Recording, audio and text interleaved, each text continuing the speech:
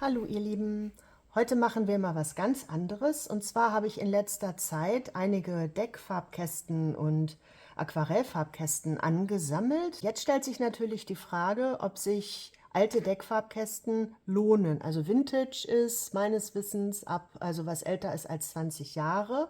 Ich habe hier einen dabei, der ist also höchstwahrscheinlich schon antik, also sprich 100 Jahre, da kommen wir aber gleich zu.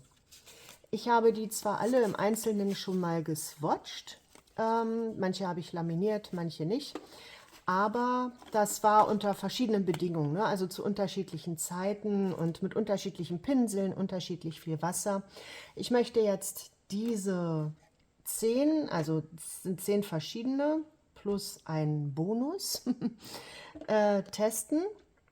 Keine Sorge, das wird jetzt kein Video, wo ihr 387 Swatches irgendwie seht. Also wir werden von jedem eine Farbe gemeinsam swatchen, immer die gleiche, damit wir direkt den Vergleich haben und die anderen mache ich dann hinter der Kamera. So, das ist aber wichtig, dass wir eine gemeinsam von jedem Kasten machen, weil die sich sehr unterschiedlich verhalten bezüglich der Anlösbarkeit. Die Konsistenz der Farben über den Zeitraum hat sich sehr unterschiedlich entwickelt. Und das sollten wir uns mal genauer angucken. Ich möchte diese Kästen vergleichen hinsichtlich Konsistenz, der Pigmente, der Benutzerfreundlichkeit und des Designs und der Schönheit. Also 4 Komponenten, Design und Schönheit ist eins. Ich habe mir hier eine Übersicht gemacht, da habe ich mir hier die 10 Kästen raufgeschrieben, die ich vergleichen möchte, da kommen wir im Einzelnen noch zu. Und hier habe ich die Farben aufgeschrieben, die eigentlich in jedem Kasten vorhanden sind. Die sind nicht überall gleich. Also es gibt welche, die haben 3 Brauns, aber dafür nur ein Grün. Und dann gibt es einen ganz, ganz markanten Unterschied. Und zwar nämlich das hier mal als Beispiel. Das fehlt hier jetzt auch noch. Da steht hier Kaminrot eigentlich drin. Ich weiß nicht genau, wann der Wandel stattgefunden hat. Aber früher hat man nach dem Farbkreis von Itten die Wasserfarbkästen gestaltet. Das heißt, man hat als Grundfarben Gelb, Blau und ein Rot, also in der Regel Kaminrot. Daraus hat man dann sämtliche anderen Farben gemischt. Inzwischen ist man da eigentlich eine Runde schlauer. Das heißt, wie beim Drucker, da gibt es ja als Grundfarben Gelb, Cyan, also ein Türkis, Blau-Grün und ein Magenta, ne? Also ein Rot, das mehr ins Pink verschoben ist. Und daraus kann man also viel schönere und klarere Farben mischen. So, und weil der Farbkreis von Küppers, der mit Magenta und Cyan, damals noch nicht bekannt war oder existiert hat oder keine Ahnung, auf jeden Fall haben die alten Kästen Kaminrot drin und die neueren Magenta. So, und deswegen habe ich hier also Kamin und ja, Magenta wollte ich hier jetzt noch in ein Feld, also Magenta oder Kamin, weil in der Regel haben die entweder oder, ne, dass ich dieses Feld auf jeden Fall befülle. Dann haben sie manchmal Violett und manchmal ein Umbra-Braun. Und da habe ich jetzt diese Kästen hier, die habe ich insgesamt ein bisschen schmaler gemacht. Liegt einfach daran, weil ich zuerst nur 2 Felder eingetragen hatte. Jetzt musste ich daraus 3 machen. Okay. Ja, ich würde sagen, wir fangen auch mal an. Wir machen die Bedingungen bei jedem gleich. Ich schiebe das noch ein Stück rüber. Hier habe ich 2 Wasserbottiche. In dem hier werde ich die dreckigen Pinsel ausspülen und in diesem hier werde ich immer frisches Wasser nehmen, um damit in die Farbe zu gehen. Ich werde immer diesen Pinsel nehmen, das ist, der ist von Stabilo, der ist eigentlich bei den Woodies dabei. Ich mag den aber sehr, sehr gerne. Und ich werde immer das so machen, dass ich die Pinselspitze bis ins Silber rein hier reintunke. Mal auch noch so ein bisschen, da seht ihr schon Kombläschen, da geht das Wasser raus. Also immer auch mal ein bisschen Stuke, ne, so damit der Pinsel immer voll gesättigt ist. Dann werde ich ihn rausnehmen und sofort in die Farbe gehen, sodass ich bei allen die gleichen Bedingungen habe. Und da habe ich noch ein Tuch, mit dem ich dann anschließend die Farbe, wenn ich den Pinsel ausgewaschen habe, wieder abtupfen kann. So, dann können wir jetzt mal gucken. Die Farbe, die wir gemeinsam machen, ich möchte also immer dieselbe nehmen, damit man das auch gezielt vergleichen kann. Wir werden einfach Orange nehmen. So, okay. Also, Stuken, eintunken bis ins Silber, rüber. So, und hier seht ihr schon, die Dinger sind hier reingeklipst. Das heißt, wenn ich hier drehe, habt ihr eben gesehen, das schlackert hin und her. Es gibt schon mal Abzüge in der B-Note. So, jetzt drehe ich hier so im Kreis, bis ich Farbe drauf habe. Und dann mache ich einfach das Kästchen hier einigermaßen voll. Und ich werde auch immer nur einmal über die Stellen gehen und nicht doppelt, um dann die Deckkraft hinterher abschätzen zu können. Okay, auswaschen. Also nächsten Kasten, den stellen wir mal weg. Jetzt habe ich ganz vergessen, den Kasten zu erklären. Der ist hier also komplett aus Metall, so wie ein Aquarellfarbkasten. Unten auch aus Metall. Also sehr hochwertig im Verhältnis. Ist von JM Payard Paris, also ist ein französischer Kasten. Und da fehlt jetzt leider das Kaminrot. Oder ist das übrigens das Kaminrot? Ja, hier unten ist... Die ist leider aus Kunststoff, so eine Palette drin. Und da werden die Dinger hier, die kann man so rausziehen und die kann man dann aber anschließend auch von oben wieder reinklipsen. So, also so bewegliche Farbnäpfchen, ne, die man letztendlich wahrscheinlich auch ersetzen konnte. Ja, ich finde den Kasten sehr schön. Ich habe im Internet geguckt, also da wird er tatsächlich als Gouache-Kasten angegeben. Jetzt weiß ich aber nicht, ob die Franzosen nicht zu einer normalen Wasserfarbe schon Gouache sagen, ne? Also ob das jetzt tatsächlich was für ein Künstlerbereich ist, würde ich mal eigentlich sagen nicht, weil das sieht schon hier mit einer Tube Deckweiß, die natürlich nicht mehr dabei ist, also wirkt schon sehr wie ein Schulkasten, oder? Also das weiß ich jetzt nicht. Okay. Nehmen wir den nächsten. Der nächste ist ein Deckfarbkasten von Fedes. Fedes ist ja so ein Geschäft, wo man Spielwaren kaufen kann. Der Kasten ist so, unten ist Kunststoff, oben ist ein Metalldeckel auch. Auch wieder mit Feldern zum Mischen. Auch hier ist eine Beule drin. Ich weiß gar nicht, warum die alle mal Beulen haben. Und dann hat der hier unten auch einen Kunststoffeinsatz. Und man kann diese Kästchen, diese Näpfe auch rausnehmen. Und die haben hier unten so einen geriffelten Rand, mit dem man das hier in die Aussparung einklipsen kann. Das heißt, kann man auch auswechseln bei Bedarf. Er ist noch ziemlich voll. Ja, dann nehmen wir den mal. Eintunken, bisschen Silber, Stuken. War nicht richtig sauber, wie man sieht.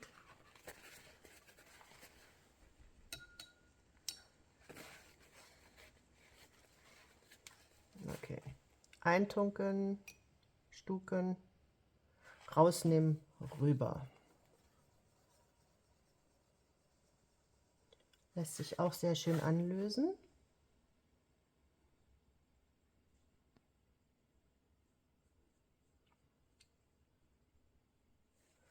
Eine schöne knallige Farbe. Der nächste ist ein alter Pelikankasten. Hier unten war auch mal so ein Daumenring drin, wie bei heutigen Aquarellfarbkästen. Der fehlt allerdings, einigermaßen angerostet, also ist nicht im besten Zustand. Voll aus Metall. Auch mit Paletten zum Mischen. Auch hier unten aus Metall. Hier stehen die Farben drin. Und auch das sind Näpfe. Die sehen übrigens sehr, sehr ähnlich aus. Die haben auch diese geriffelten Erhebungen. Und da unten steht aber, ich weiß nicht, ob man das sehen kann, Pelikan Germany. So, also auch die kann man auswechseln. Hier ist noch ein Stifthalter. Ich glaube, hier waren sogar mal zwei. Einer ist aber abgebrochen offenbar. Ich weiß nicht genau, von wann dieser Kasten ist. Ich schätze 60er Jahre. Also ich bin in den 70ern eingeschult worden. 1977 hatte auch einen Pelikankasten und der sah schon deutlich anders aus. Der war schon aus Kunststoff. Also 60er Jahre, vielleicht auch schon 50er. Ich weiß es nicht. So. Reinstucken. Rüber.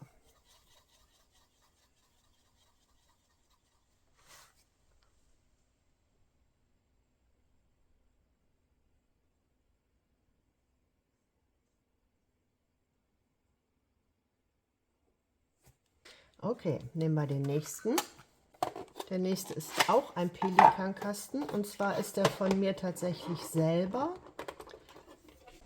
Den habe ich geschenkt bekommen 1988 oder 89 und da sehe ich gerade, da ist gar kein Orange drin. Okay, das ist jetzt natürlich schlecht. Dann nehme ich jetzt, weiß ich, einfach Zinnoberrot und mache das in dieses Feld. So, reintunken, stucken, rüber wischen.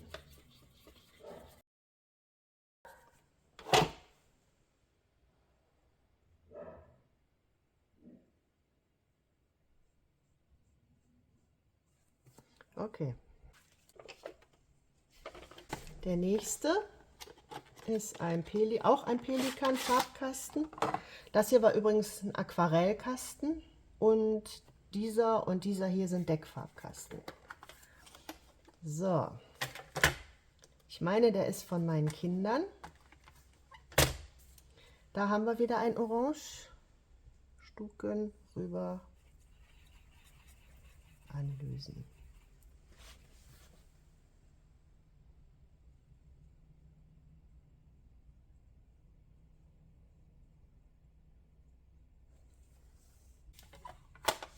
Als nächsten haben wir einen GH-Kasten. Der hat übrigens jetzt als erster schon Magenta drin. Der ist aber auch, der ist von meinen Kindern. Hier klebte irgendwie mal ein Namensschild drauf. Der ist auch ungefähr 20 Jahre alt. So, der hat allerdings hier unten noch eine extra Reihe. Es ist also ein 24er Kasten. Wir werden aber jeweils immer nur die oberste nehmen, weil ich das dann besser mit den 12er Kästen vergleichen kann. Okay. Rüber.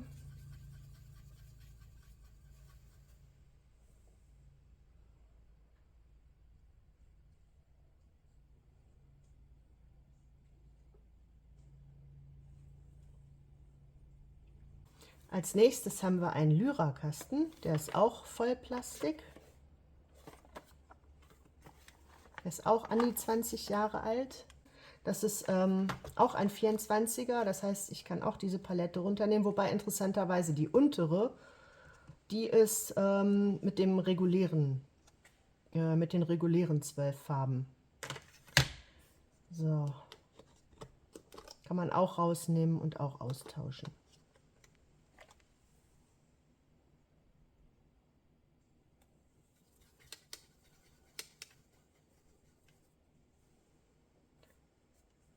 Oh, jetzt sehe ich gerade, ich habe hier als nächstes Rex, aber Lyra ist der hier.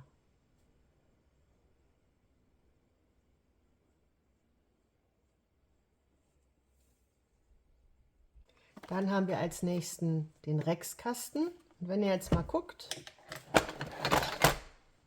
ist original das gleiche. Hier ist sogar das Feld drin, das mit dem abgerundeten Quadrat. Hier steht halt Lyra, hier steht Rex. Ansonsten die Linien, die Aufmachung, das sind also mit Sicherheit genau die gleichen Kästen, nur für eine unterschiedliche Firma abgefüllt. Auch wenn ihr hier seht, ne, die Deckplatte hier mit den Wellenlinien, diese Kästchen hier, ist original das gleiche. Ja, fällt auch raus. Ah ne, das war ja der rausfällt. Okay, also das gibt auch Abzüge in der B-Note. Hier sind auch Trocknungsrisse, aber da kommen wir gleich noch zu. So. Der Rex-Kasten. Auch der ist ein 24er. Auch der hat die nicht so wichtigen Farben oben drauf. Das ist das Orange, das wir jetzt verwenden.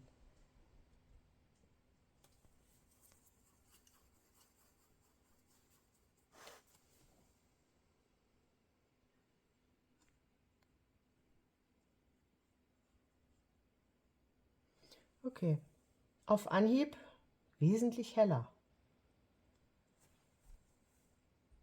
Ist auch insgesamt, der Farbton ist heller und er ist auch transparenter. Aber zur Bewertung kommen wir ja gleich noch.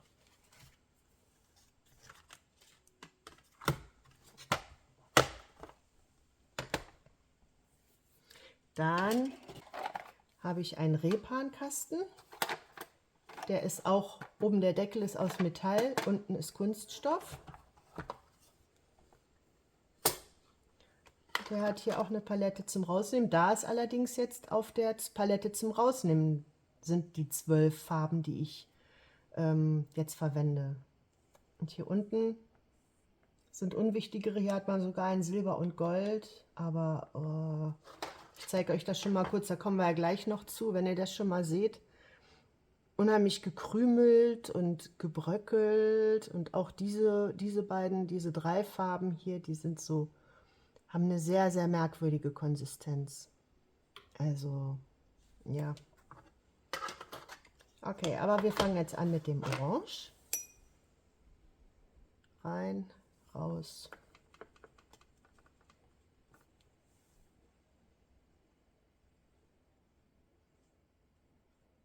Wie ihr das seht, noch extrem flüssig, wobei ich genauso viel Wasser genommen habe wie bei den anderen.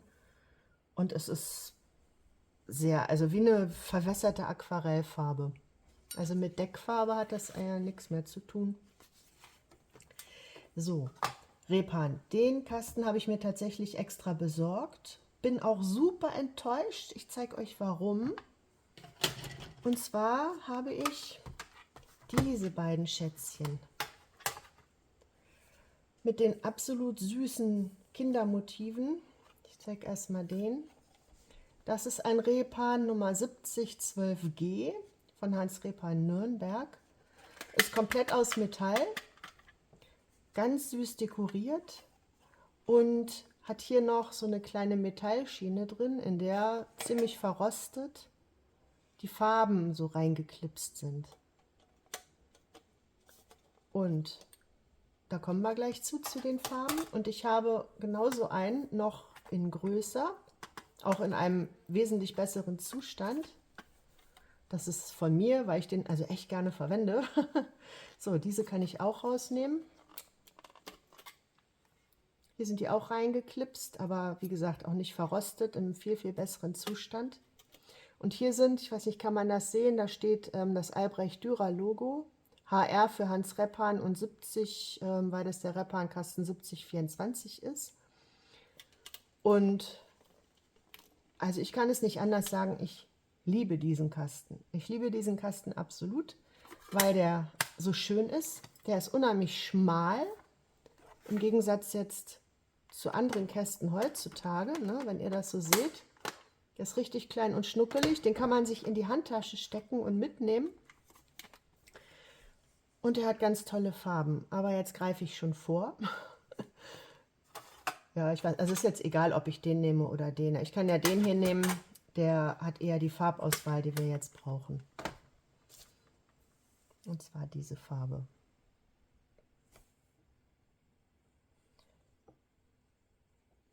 Diese Farbe. So.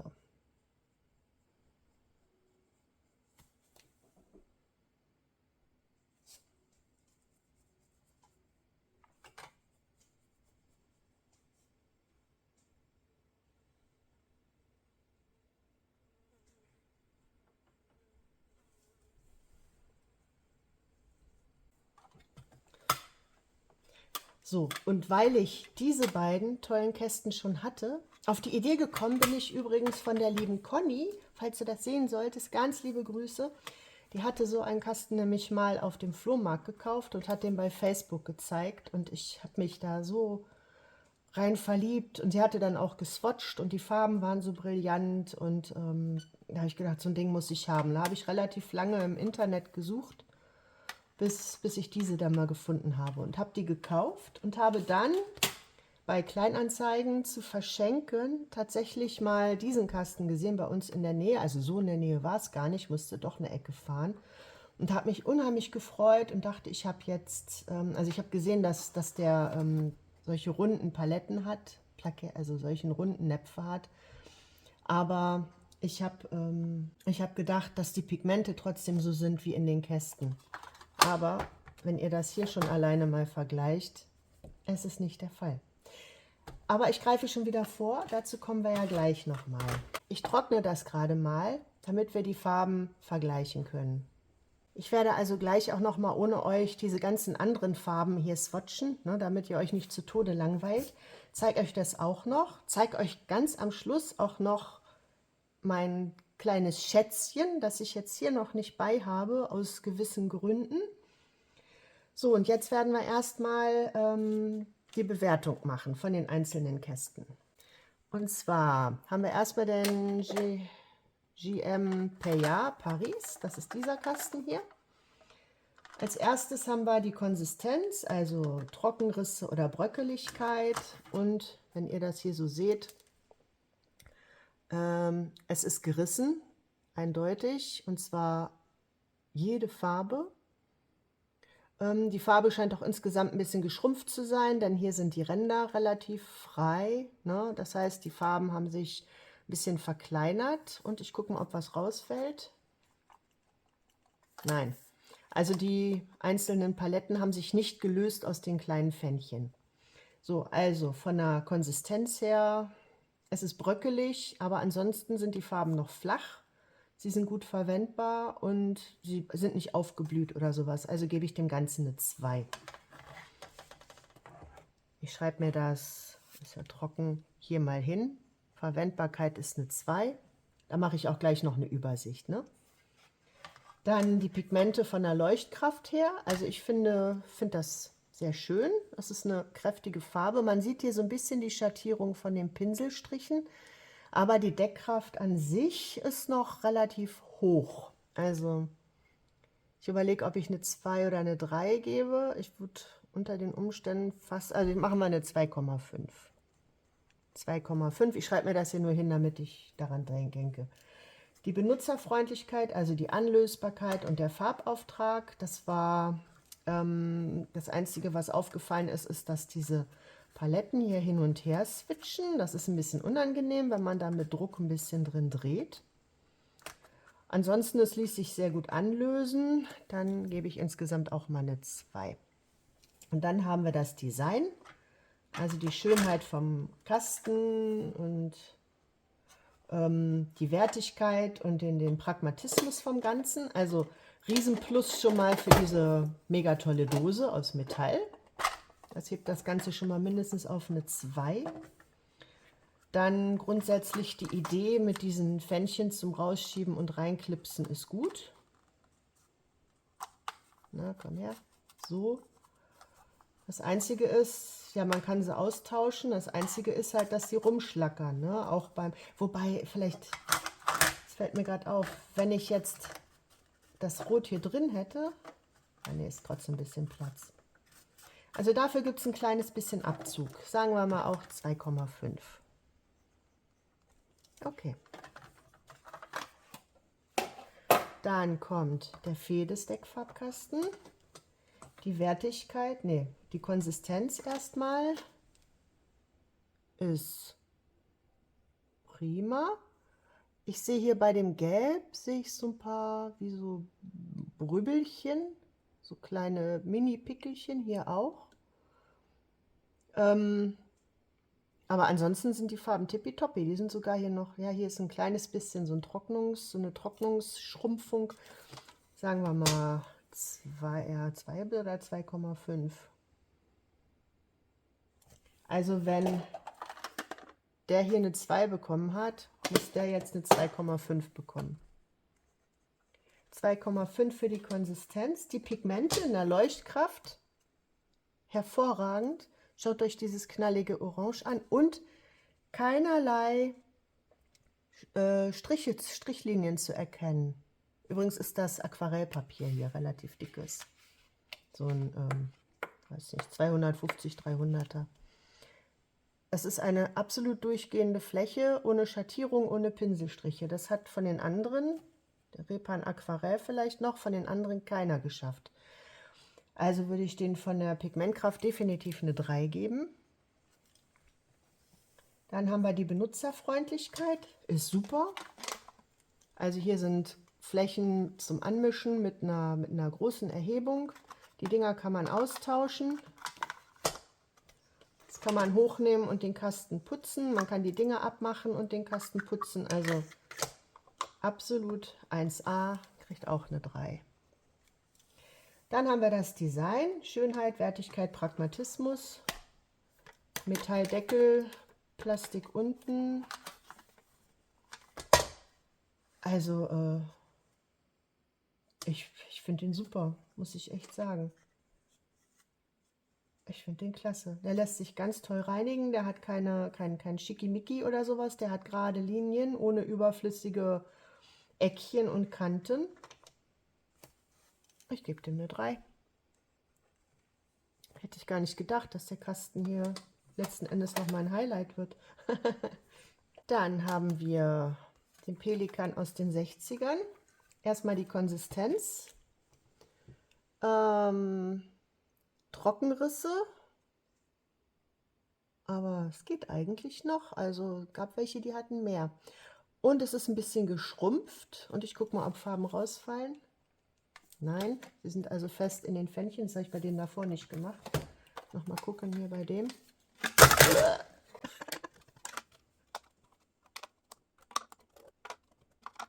So, nochmal. Fällt auch nicht raus. Okay. So, wo waren wir? Konsistenz Trockenrisse. Also, es löst sich an den Rändern ein bisschen an und es sind ein paar Trockenrisse, aber alles im Rahmen. Also bekommt von mir eine 2. Dann haben wir die Pigmente. Ja, die Leuchtkraft ist schön, aber es lässt sich schlecht verwischen. Wie ihr seht, ich sehe deutliche Pinselstriche. Ich sehe Stellen, die sehr hell sind und Stellen, wo sich Farbe gesammelt hat, weil es sich nicht richtig verwischen ließ, sehe ich ziemlich dunkel. Also vom Farbauftrag eher suboptimal, das ist ja die Benutzerfreundlichkeit. Also von der Sättigung, von der Deckkraft nicht so toll. Also eine 1,5. Dann die Benutzerfreundlichkeit, Anlösbarkeit und Farbauftrag. Das gleiche, also die Farbe ließ sich zwar gut auftragen, aber sie verschmierte. Also man sah schon beim Auftragen, dass ich Stellen habe, die hell und welche, die dunkel erscheinen werden. Also auch eine 1,5. Und dann haben wir das Design, also Schönheit des Kastens, Kastenswertigkeit, Pragmatismus. Da bekommt der von mir eine 3. Nicht, weil der Zustand jetzt so toll ist, sondern weil der Kasten an sich toll ist. Ne? Also er ist sehr hochwertig, hier vom Metall her, ist auch richtig dickes Metall. Richtig dickes Metall. Der hat auch tatsächlich hier mal keine Beule, was ja viele andere jetzt schon hatten. Die Pfännchen sind austauschbar, die Farben stehen drin. Das ist hier alles aus dickem Metall. Hier sind sogar für Pinsel, wenn das eine nicht abgebrochen wäre, für 2 Pinsel Halterungen. Also tippitoppi, absolute 3. So, dann der Pelikan Aquarellkasten. Von der Konsistenz halten wir es mal höher. Also hier haben sich definitiv Spalten ergeben vom Schrumpfen. Aber ansonsten sind die Farben in keiner Weise bröckelig. So, und dann dieses hier löst sich auch ab. Also mindestens das hier, ne, kommt halt durch das Trocknen. Also von der Konsistenz her würde ich sagen eine 2. Sie sind noch verwendbar. Sie sind eigentlich nicht gerissen oder spröde oder aufgeblüht, aber sind halt ein bisschen geschrumpft. Ne? Dann die Pigmente von der Leuchtkraft. Jetzt habe ich bisher nur eins der Felder, aber ich kann ja schon mal vorgreifen. Das sind die Swatches, die ich mal gemacht habe. Also die Leuchtkraft ist 1A. Machen wir 3 Punkte. Also die Deckkraft ist gut, die Farbintensität ist gut, die Sättigung ist gut. 3 Punkte. Dann haben wir die Benutzerfreundlichkeit. Was ihr noch nicht gesehen habt, hier gehört noch das hier zu. Ne? Also so transportiert man den. Den kann ich mir hier dann, Moment, hier ranklipsen und Wasser reinfüllen. Leider nur ein Napf und nicht zwei. Schön wäre es noch, wenn der hier vielleicht eine Unterteilung hätte, sodass ich hier einmal den Pinsel auswaschen kann und hier frisches Wasser nehme, aber immerhin. Von der Benutzerfreundlichkeit her, also es ließ sich super anlösen, die lassen sich auch sehr gut auftragen und verteilen, daher auch 3. Und dann das Design, ja, also hier ist recht praktisch mit den einzelnen Feldern. Die haben auch hier sehr hohe Ränder, sodass die gemischte Farbe mit Wasser verdünnt nicht rüberläuft ins Nachbarfeld. Die einzelnen Näpfchen sind austauschbar, lassen sich wieder reinklipsen. Hier unten ist noch eine Schublade, wo man Pinsel und alles Mögliche noch reintun kann.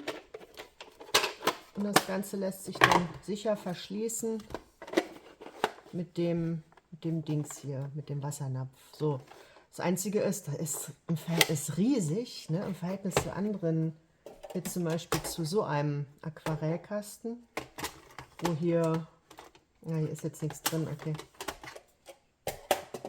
So, und da, wenn ich da überlege, gut, hier kann ich vorne noch Pinsel reintun, hier war mal ein Weiß drin, denke ich mal. Es wäre vielleicht auch kleiner gegangen, oder? Also vom Design ist es Plastik, ansonsten praktisch, sagen wir mal 2,5. 2,5, okay. Dann kommen wir zu dem neueren Pelikankasten. Die Konsistenz, wenn ihr mal guckt, keine Trockenrisse oder so, aber, wobei hier so ein bisschen, und hier ist es auch deutlich verkleinert. Ne, hier auch. Hier auch. Also, sagen wir mal 2. Dann die Pigmente von der Leuchtkraft. Also hier ist mein Swatch. Ich habe hier jetzt ja noch nicht alle fertig. Ich würde sagen 3. Ne? Dann von der Benutzerfreundlichkeit her, Anlösbarkeit und Farbauftrag. Auch soweit sehr gut. Man sieht aber trotzdem, dass ich hier unten ein bisschen, wo ich die Pinsel runtergezogen habe, dass hier ein bisschen mehr verblieben ist, was jetzt in einem in der dunkleren Fläche getrocknet ist. Und hier in der Mitte ist es heller. Also von daher, ja, 2,5 sage ich mal. Wenn man ein bisschen weniger Wasser genommen hätte, wäre das wahrscheinlich jetzt auch nicht so extrem geworden. Dann das Design, ja, also auch voll Plastik. Hier sind die Bezeichnungen drin, das ist schön. Ich gucke mal übrigens, ob die Farben rausfallen. Nein, ist sogar noch ein bisschen Deckweiß drin. Dann lassen sich die, wenn ich hier runterhake, kann man das Farbnäpfchen rausnehmen und austauschen gegen ein anderes. Das ist prima. Hier sind verschiedene Flächen, wo ich die Farbe anmischen kann. Das Einzige, was mich hier echt ärgert, das sind diese ganzen so Extralinien, ne? Hier und das hier. Und wenn man also den Kasten sauber machen möchte, man hat da irgendwie, man kann nicht so einfach so drüber mit dem Pinsel, sondern hat so viele kleine Einzeleckchen. Aber das ist wirklich Klagen auf hohem Niveau. Also es ist Plastik ansonsten so ganz gut.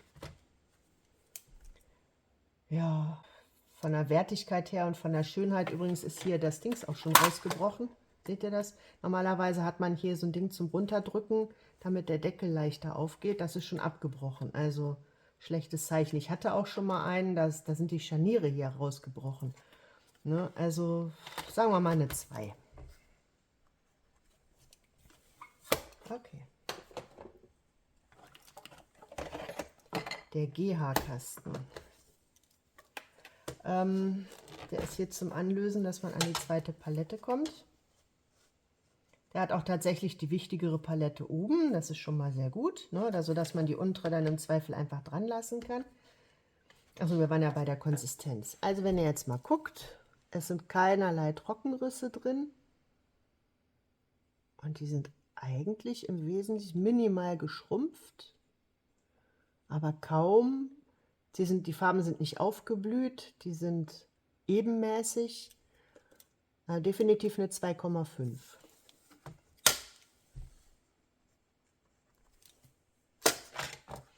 Dann die Pigmente von der Leuchtkraft. Von der Leuchtkraft, von der Sättigung und von der Deckkraft her. Also, die sind hier oben wesentlich heller als hier unten, was auch durchs Mischen kommt. Könnte vielleicht auch, wenn ich ein bisschen weniger Wasser nehme, besser werden. Aber die sind auch in sich so ein bisschen so angeschmuddelt. Wisst ihr, was ich meine?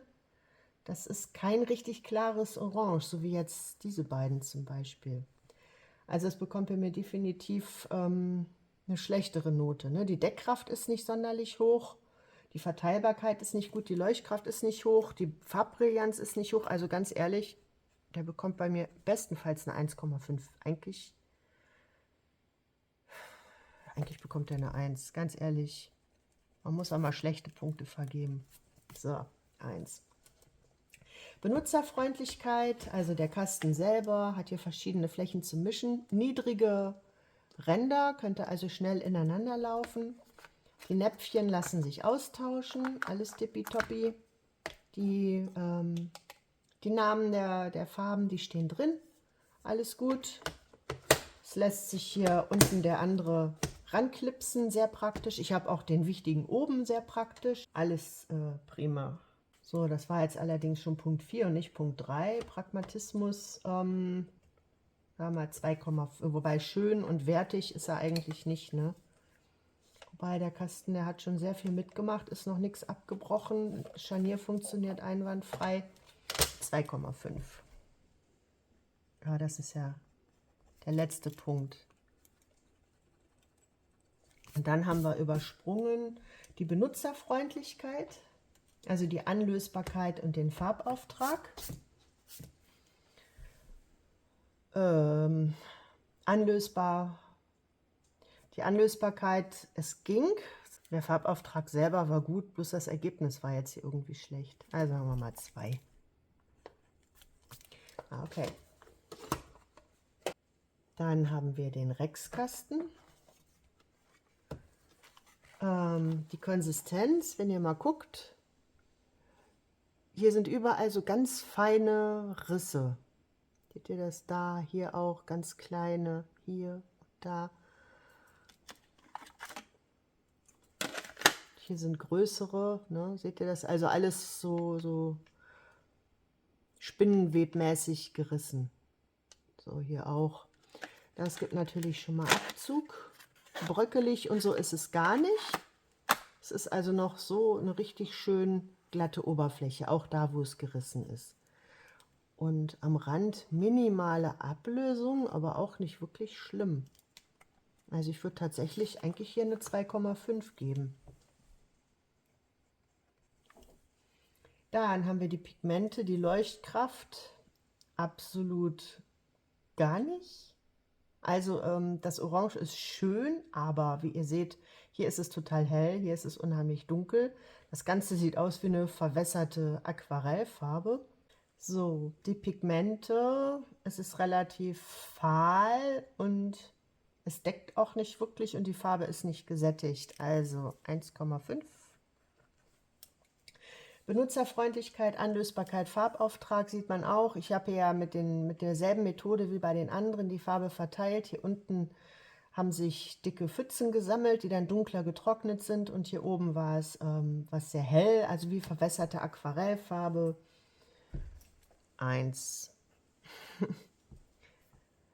Na gut, 1,5, weil es sich recht gut anlösen ließ. Ja, okay.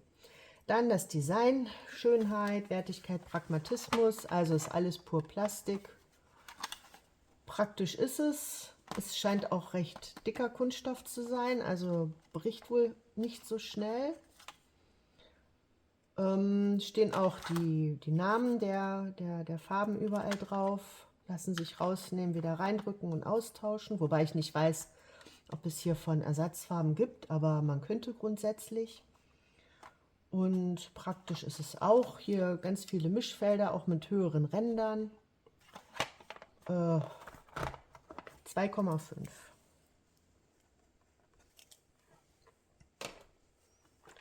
So, Lyra. Ist ja derselbe Kasten.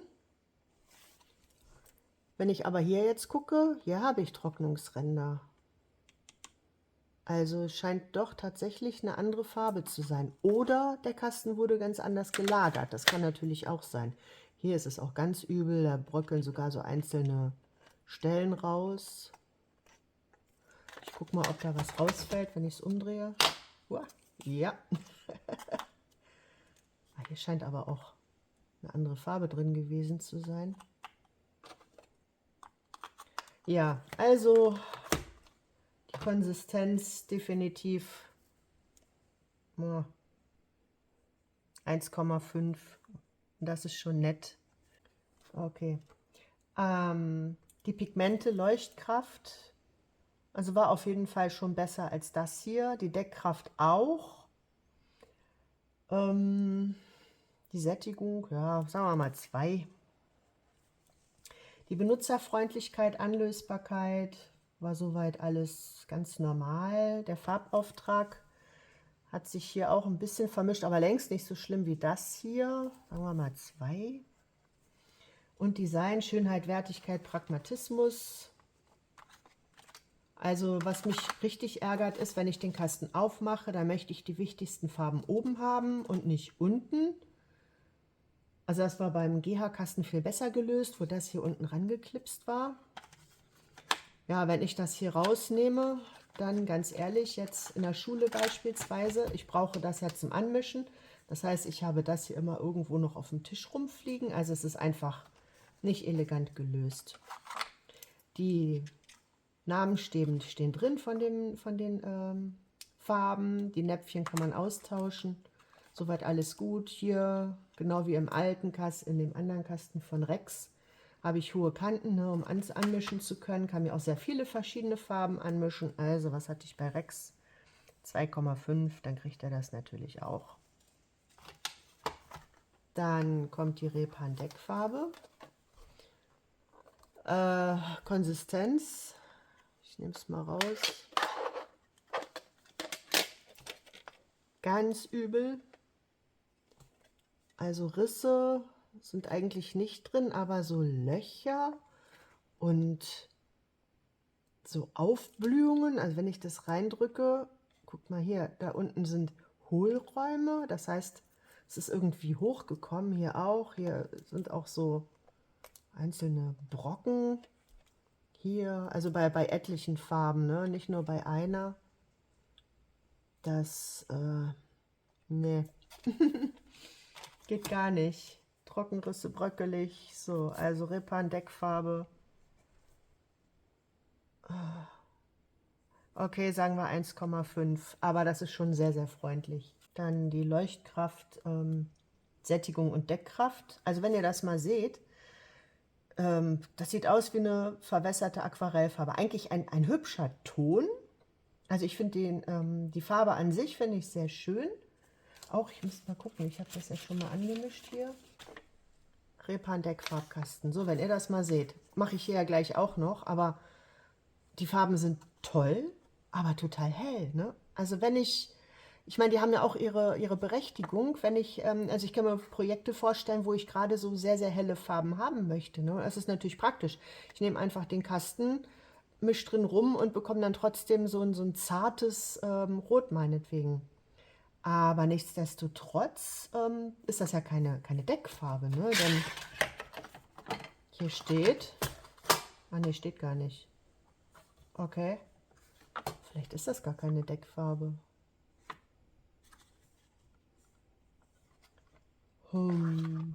Ja, keine Ahnung, vielleicht soll die ja sogar so sein.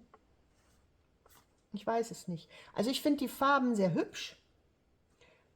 Die verteilt sich auch, ja, unten ist ein bisschen mehr, aber im Verhältnis noch gleichmäßiger als sowas zum Beispiel. Gehen wir einfach mal eine, ja, ich weiß nicht, kann ich eine 2 geben? Deckt ja absolut nicht. Aber ich kann das hier vielleicht ja auch, aber was mache ich? Ich gebe eine 2. Okay. Benutzerfreundlichkeit, Anlösbarkeit und Farbauftrag. Also, da ich es schon probiert habe, weiß ich, dass ich diese bröckeligen Farben, dass ich die sehr schlecht verwenden lassen. Also die Bröckel kommen teilweise mit hoch, dann habe ich da einzelne Krümel in der Farbe. Die anderen hier, die gehen zwar, aber es ist, nein, 1,5. Und dann Design, Schönheit, Wertigkeit, Pragmatismus. Also Wertigkeit, ich habe einen Metalldeckel, der ist auch sogar ziemlich stabil. Unten habe ich Kunststoff. Dann habe ich hier zwei so eine Paletten, die ich rausnehmen kann. Da kann ich mir also auch die wichtigere Palette nach oben tun und diese nach unten. Hier ist übrigens schon eins von diesen Halterungen abgebrochen. Also so viel zur Haltbarkeit. Und dann absoluter Punktabzug. Ich kann diese Näpfchen als einzige von allen Kästen, die ich hier habe, nicht austauschen. Das heißt, die sind hier fest. Die Farbe ist da drin.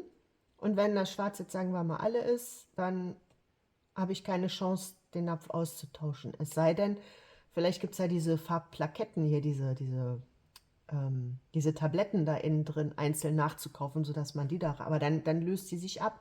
Wie kriege ich die dann fest? Also nein, daher, also ein Plus für den Metalldeckel, Abzug für die abgebrochene Palette und die festen Näpfchen. 1,5. So, und jetzt zu meinem absoluten Liebling. Ich hoffe, ich bin da noch objektiv. Zu diesen hier. Konsistenz. So. Bröckeligkeit, Trockenrisse oder so. Also hier sehe ich beim Schwarz, wenn man genau guckt, sehe ich ein bisschen so einen Sprung.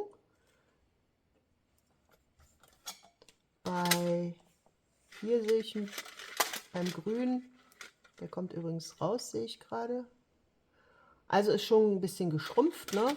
Also es ist zusammen, wahrscheinlich ging die hier auch mal bis zum Rand. Ja klar, auch wenn ich hier gucke. Der Kasten muss älter sein. Dann seht ihr hier dieses Grün zum Beispiel. Mit dem Grün ist wesentlich länger. Der geht ja von unten bis oben und der hier ist viel kleiner. Also der Kasten muss doch eine ganze Ecke älter sein. 2.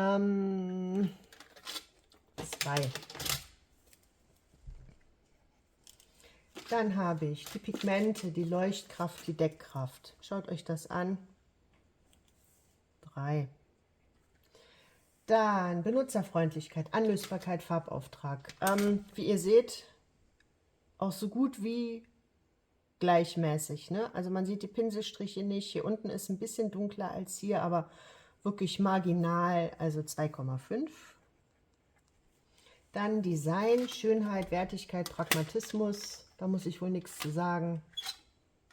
Ich kann das Dings hier rausnehmen. Ich kann den Kasten waschen. Ich kann, hier gibt es ja, hier sind die mit so Clipsen festgemacht. Das heißt, ich kann auch ein neues kaufen und hier einfach nachklipsen. Wenn es sie natürlich noch gibt. Heutzutage gibt es sie natürlich nicht mehr. Aber früher ja wahrscheinlich schon. Und zur Schönheit und zum Pragmatismus kann ich mir sogar eine Hemdentasche stecken. Ne? Hinten in eine Hosentasche. Toll. Da wird von mir eine 4 oder 5 kriegen, aber es geht ja nur 3. Okay. So, jetzt muss man natürlich dazu sagen, es gibt noch jede Menge anderer Firmen. Es gibt, was ich, Herlitz, von Faber-Castell, von Lamy, von 1000 verschiedenen Firmen gibt es auch noch Farbkästen, ne? Mit Aquarell, mit Gouache, mit als Deckfarbe für die Schule. Ich habe jetzt zwar 10 Stück plus noch einen Bonus, aber im letzten Endes ist das ja nicht repräsentativ für alles. Worum es mir geht, ist zu zeigen, dass es halt wahnsinnige Unterschiede gibt. Also zum Beispiel dieses hier, da ist das Pigment unheimlich toll. Ne? Das ist eine richtig knallige Farbe hier von Rex. Das ist, glaube ich, vom Aldi Süd auf jeden Fall. So, aber es macht keinen Spaß damit zu malen, wenn man sieht, dass ich die ganzen Striche sehe.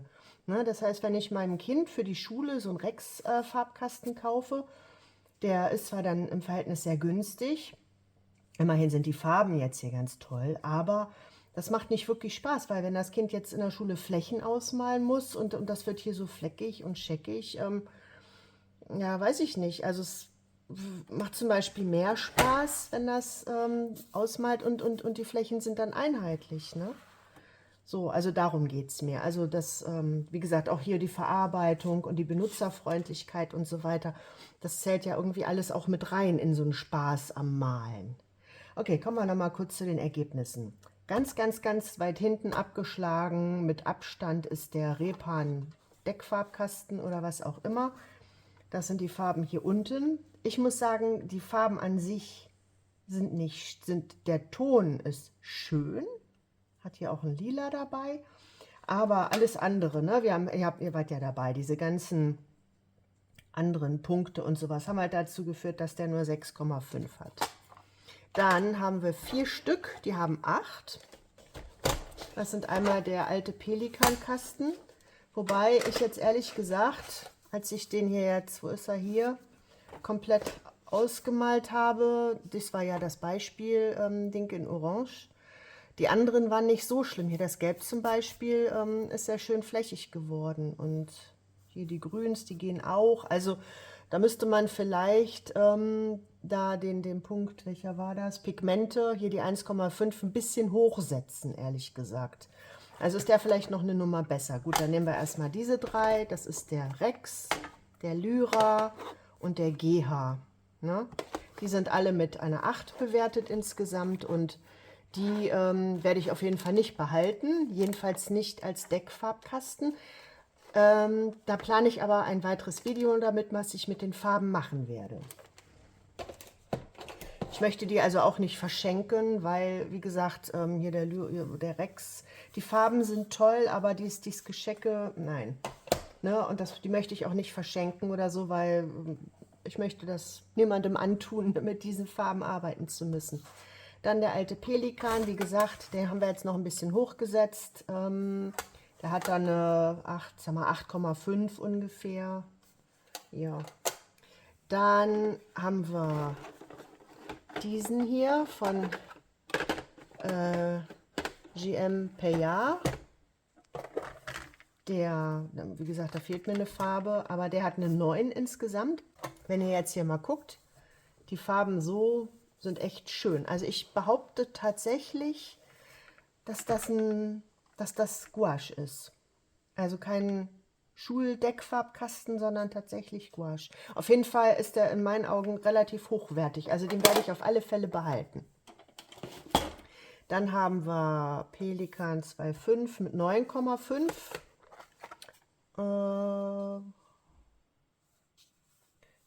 Hier, also die Farben verteilen sich ganz gut. Ist insgesamt aber, hier sieht man manchmal die Striche, im Verhältnis zum 60er, Pelikankasten aus den 60ern irgendwie blasser. Ne? Also die Farben sind irgendwie nicht mehr so intensiv wie damals. Hier auch das Grün, ziemlicher Unterschied. Den werde ich auch nicht behalten. Der kommt zu denjenigen, mit denen ich noch was machen werde. Da gibt es, wie gesagt, noch ein Video zu. Dann haben wir diesen hier, Pelikan Aquarell. Das sind ja Aquarellfarben. Die finde ich sehr schön und den behalte ich auch aus nostalgischen Gründen, weil ich den halt schon länger als 35 Jahre habe. Und den habe ich von meiner Mutter geschenkt bekommen und die ist inzwischen auch schon verstorben. Der bleibt. Dann kommen, wo sind sie? Repan Aquarell 10,5.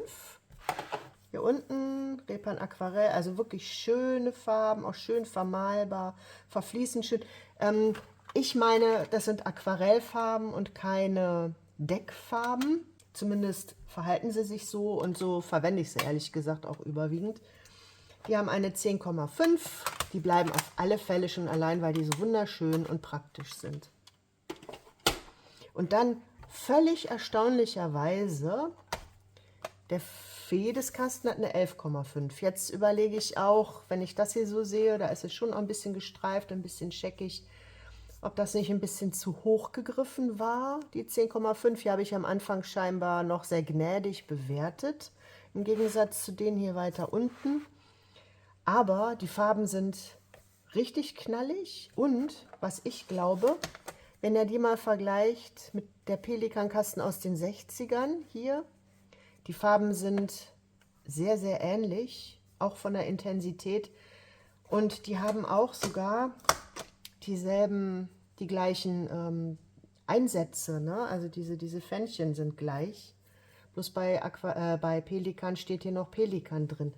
Ich behaupte ganz kühn, dass das die gleichen Farben sind wie der alte Pelikankasten.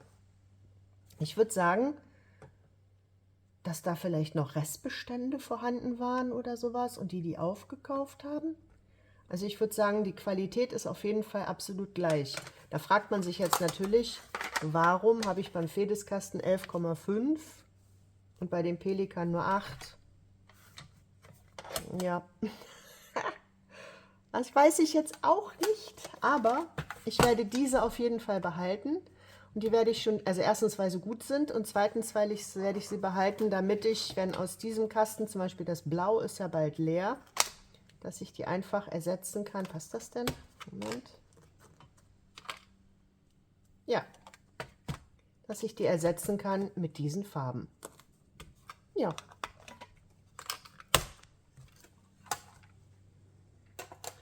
Kommen wir noch kurz zu meinem super Highlight. Ich schiebe das hier mal hoch, damit wir hier unten noch ein bisschen Platz haben.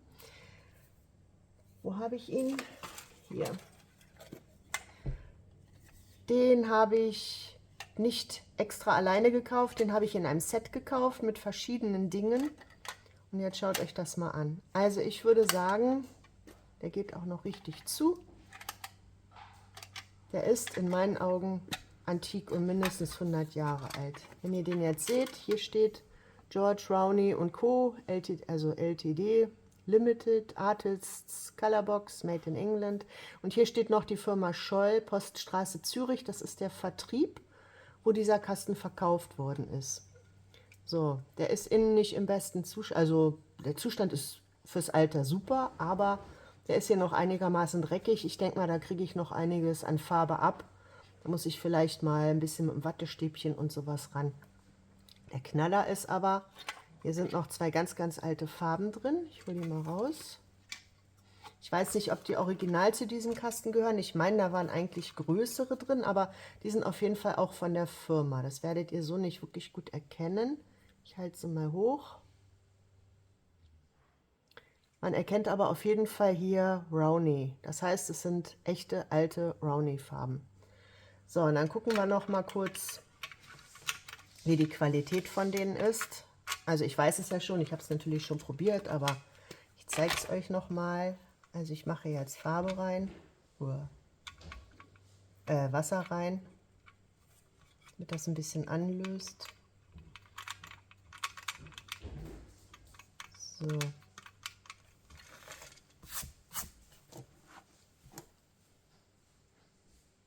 Seht ihr das? Es ist so gut wie kein Pigment mehr da.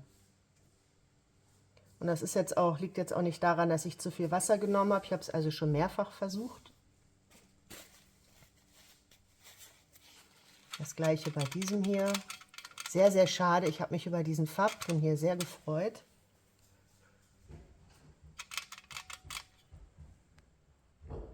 So.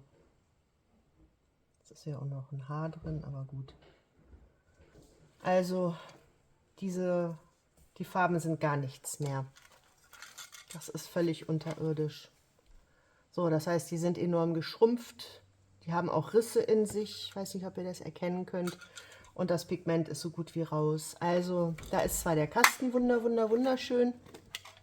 Der schließt auch noch richtig, ne?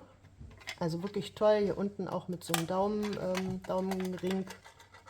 Ganz tolles Schätzchen, aber da müsste man sich andere Farben reinfüllen. Ja, ich bedanke mich fürs Zuschauen. Wir sehen uns demnächst mit dem, was ich mit diesen Kästen hier machen werde. Bis zum nächsten Mal. Tschüss.